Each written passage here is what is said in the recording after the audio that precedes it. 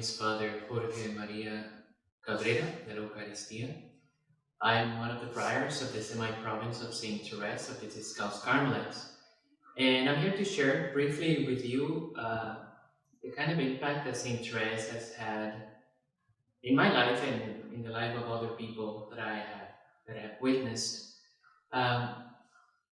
When I first read A Story of a Soul, I think it was the year before I entered Carmel. And at the time, to be honest, I was not really that changed by that book. I thought it was cute, but it was not very meaningful at the time. But it's interesting because the impact that a book has on you depends a lot on where you are in your life journey. Well, that began to change when I was a novice. I was reading her again, now with the guidance of my novice master, and it really opened a new dimension of her that I began to appreciate. Later on in life, as I continued reading her writings and about her, it really has made a major impact in my life and in the life of people with whom I have shared what I have learned about her. One of the main things about St. Therese's message that I think is very powerful is how she takes us back to the core of the gospel message. For some reason, I think it's part of our human nature, fallen human nature, we tend to think that the gospel message is mainly a long list of things that we have to do if we want to be good people and if we want God to love us. We just said a heresy, really. And St. Therese reminds us that the good news of the gospel, like the Catechism says, is the revelation in Jesus Christ of God's mercy to sinners. That this is not, I am not the main character of the story, and I cannot save myself. My efforts will always be inadequate and will always fall short. I need to be saved. I need God's mercy.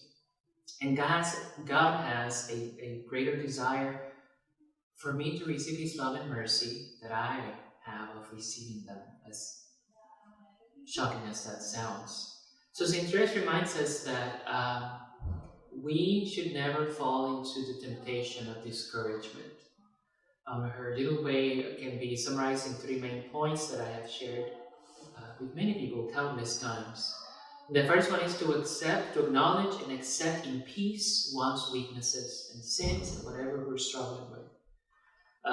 The second is to keep on trying.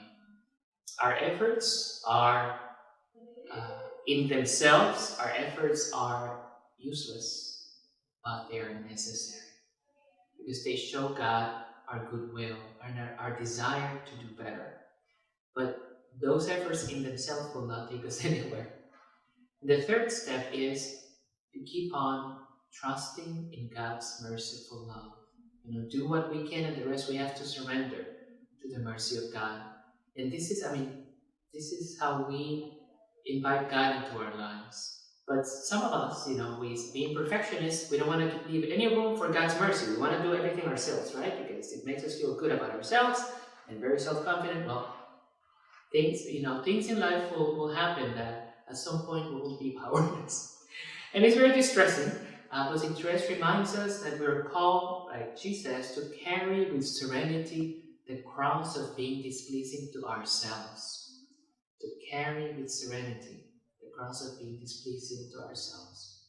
When we do that in peace, putting our hopes not in my spiritual resume, but in God, in God's mercy, then we live true poverty of spirit. When I have shared with you right now with other people, people are very impacted because you can see a weight is lifted from their shoulders because it reminds them that God only asks us to do our part and do it the best we can, of course. But ultimately, we need a Savior. God has a burning desire to bestow His mercy on us. So this is one of the many ways in which St. Therese has impacted me and others. At the moment, she is the saint that is being most influential in my spiritual journey. And I pray as a Discalced Carmelite that she continues to bring hearts to God and to bring them out of the temptation of discouragement, and so that more people can continue surrendering to God's merciful love for